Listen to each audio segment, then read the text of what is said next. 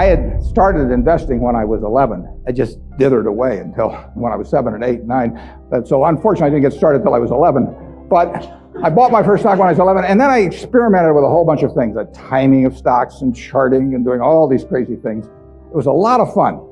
Profitless, but a lot of fun. And I did that until I was 19.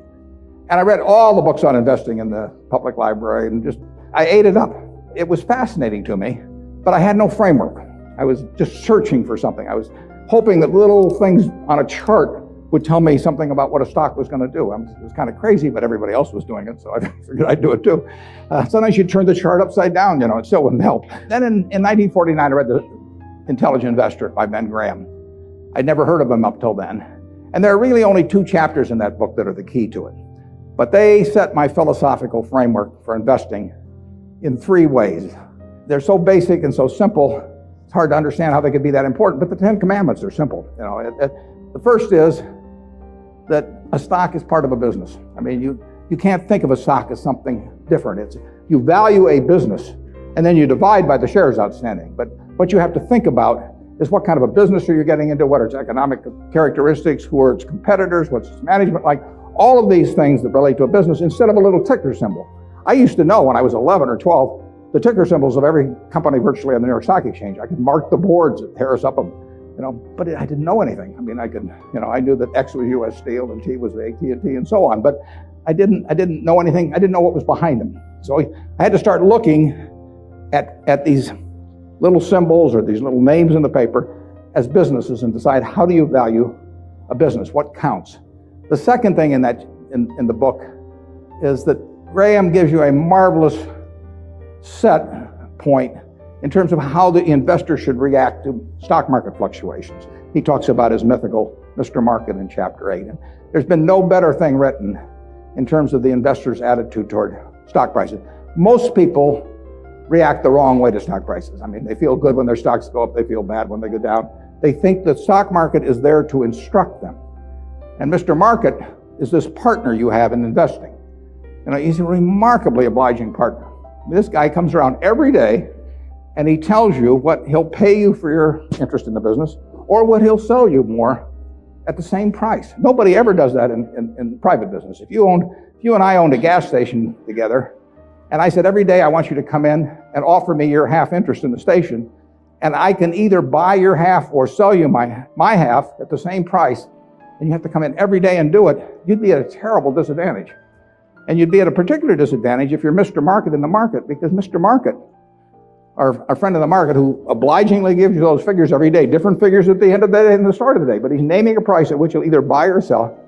The beautiful thing about him is that this guy is an alcoholic manic depressive. I mean, he is as unsound as they come. He wanders around all day, and looks at the crazy things, and he's going to name all kinds of crazy prices.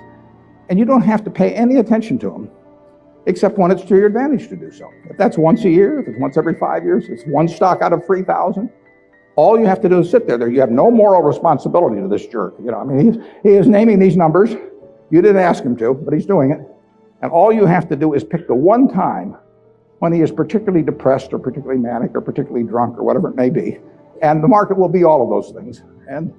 And you take advantage of it. And that's what's remarkable about stocks, if you think about it, is that if you look at the high and low on all of these American companies for the last year, you'll see case after case after case where the high is twice the low. Now that's for sound American businesses running along, paying people, selling goods, and so on. If you go out and look at farmland 10 miles from here, there's no way in the world over a year that the farmland is going to range in value from X to 2X. It maybe go from X to 110% of X or vice versa. If you look at an apartment house near here and figures on essentially apartment houses like that over a year, it won't move 10% in a given year. But here are the finest of American businesses, and people just name these numbers that go all over the place. And you don't have to play, except when you want to. That's the important thing, and that's what Graham tells you. The market isn't there to instruct you, to tell you anything. The market is there just basically to serve you when you want it to serve you. One of the most important things to remember in stocks, very hard to do, but people have all these feelings about it. The stock doesn't know you own it. You're sitting there with these certificates for Berkshire, the company doesn't even know you own it, and the stock doesn't. It's trading now, and they don't know you own it. So it has no feelings about you. I mean, you've got all these feelings about it, but it's just part of a business. If Berkshire is worth 75,000 times 1.5 million shares, roughly 110 billion or something like that, it's a good investment. If it isn't, it's a lousy investment, and you have to value the business. And Graham, it's amazing, but people don't do that in Wall Street. You hear price targets or that kind of thing, but you'd see no one write a paper that says, here is the nature of this business over the next 20 years. What should that business sell for? Forget about what it's selling for. In fact, one of the things I always like to do when I'm looking at investments is I like to look at them without knowing the price. Because if you see the price, it automatically has some influence on you. If you just sit down with the reports, if I get an idea about looking up a company and I get the 10Ks and so on, I would rather not know the price because I'd rather value it without knowing the price. When I used to handicap horses when I was a kid, one of the things I would do is I'd get the racing form ahead of time. And if there were 9 horses in a race, we'll say, obviously the probabilities of each one winning the race had to add up to 100%. I mean, one horse was going to win the race absent a dead heat or all of them dropping dead on the backstretch. So if you went through the racing form and I would look at the 3rd race at Hialeah, I would try to figure out the percentage chance of each horse winning the race, and that had to add to 100%. Then I would compare those percentages to the odds. But first of all, I wouldn't look at the odds first. I would look at the past performance and all of that thing first. Stock market's the same way. Third thing in Graham's book is the margin of safety. If you come up to a bridge and it says capacity 10,000 pounds and you're driving a 9,800 pound truck, you drive down further and find another bridge. I mean, nobody knows exactly what that capacity is, and sign may have been put up 3 years ago. So you always leave a margin of safety. You don't try to cut things that close. You wait till something kind of shouts at you in the stock market. And with those 3 principles, you can build all kinds of structures on that. But that's the foundation. And if you've got that in mind, and that's in the Intelligent Investor, I've never found anything that remotely compares with it.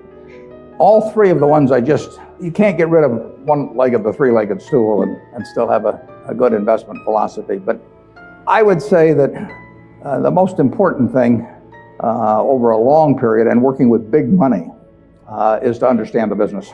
Let's just say for the moment that you were given $1 million or whatever sum was necessary, and you could look around Knoxville or look around all of Tennessee if you want and buy into any 3 businesses, between now and a week from now, private businesses, not trading or anything of the sort. And you got a week to do it or you have to give the money back.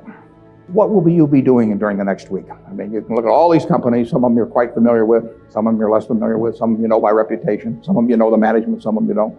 You know their competitive situation. What will you be thinking about during that 7-day period? How will you actually be screening these companies out? I think you'll look for 3 businesses, and you can't trade them after you buy them. You're gonna own them the rest of your life. You're gonna be looking for businesses that have enduring competitive advantage. You don't want to buy a Burger King franchise just because nobody's come within 10 miles of it yet, because Wendy's and McDonald's and all of those will be there pretty soon. I mean, it isn't necessarily who's earning the most money now. You're going to look for something with enduring competitive advantage. Now that takes a business with some kind of a moat around it, because capitalism, by definition, is a system where every time somebody has an economic castle, somebody else is going to come after it. It's just the nature. If you open a restaurant and it's successful here in town, somebody's going to take your menu and probably take your chef, maybe cut your price, maybe offer a little more parking, maybe be a better okay, whatever. I mean, capitalism consists of going after the other guy's castle. If that's the case, you want a castle with a big moat around it. There's a lot of ways you can have a moat around something. You could have it by patent protection. You could have it by location in certain areas. I mean, if you have something in people's mind, like Coca-Cola, 6 billion people in the world, practically all of them have something in their mind about Coca-Cola, largely favorable. They don't have anything in their mind about RC Cola. And if RC Cola spent $1 billion advertising, they wouldn't have anything in their mind about RC Cola. But they've got something in their mind about Coke, and generally it's favorable. That's why Coke wants to be where people are happy, because they want to be at the theater. They want to be at Disney World. They want to be at the World Series. They want always have you drinking that drink of Coca-Cola while at the same time experiencing happiness. And if they do that, they're going to sell a lot of Coca-Cola. And it won't make any difference if somebody is a half a cent less on some serving than Coke. So that's an enduring competitive advantage. And you want it run by honest and able people. You don't want to go in with a crook, and you don't want to go in with a dope. Now, the best businesses to buy are the ones where you could have a dope in there. I mean, Peter Lynch says, buy a business that's so good that an idiot can run it because sooner or later one will, and there's some merit to that. In fact, I got a question the other day from a student group, and they said, what's going to happen to Berkshire when you go gaga? And I said, well, Berkshire's so good that I can go gaga. In fact, I may even be, those are the kind of businesses to own. So you want a management that's able and honest. And then you want a price that's sensible. And that's what you'd look for. You'd go around Tennessee, got a week to do it, and you'd immediately screen out a whole bunch of things. You just know that they weren't a fertile area, That's an important thing to be able to do, to know, just get rid of all kinds of things. There was a great article in the New Yorker 30 years ago when Bobby Fischer was playing Spassky in a famous chess match which drew attention around the world. And they examined how the mind could, with billions and billions and billions of possibilities, how it could group things so as to immediately cast it down to where you had like 4 options. And of course, when the humans play something like deep thought, or whatever the latest version is of the computer on that computer is making maybe 700,000 or 1 million calculations a second. And the human mind is competing against that, but the computer is checking every possibility. And the human mind somehow has this ability to cast out 99.999% of those things that the computer has to go through in order to focus on the 3 or 4 possibilities that really make sense. And investing's a lot like that. It's not that tough because there aren't that many companies, but you want to cast out all kinds of things.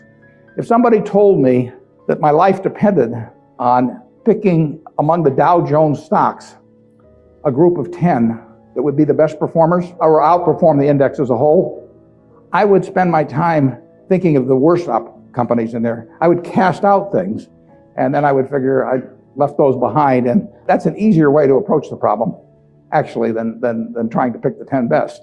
If you were thinking about the state of Tennessee, there's a whole lot of things you wouldn't examine. You just figure they're too tough.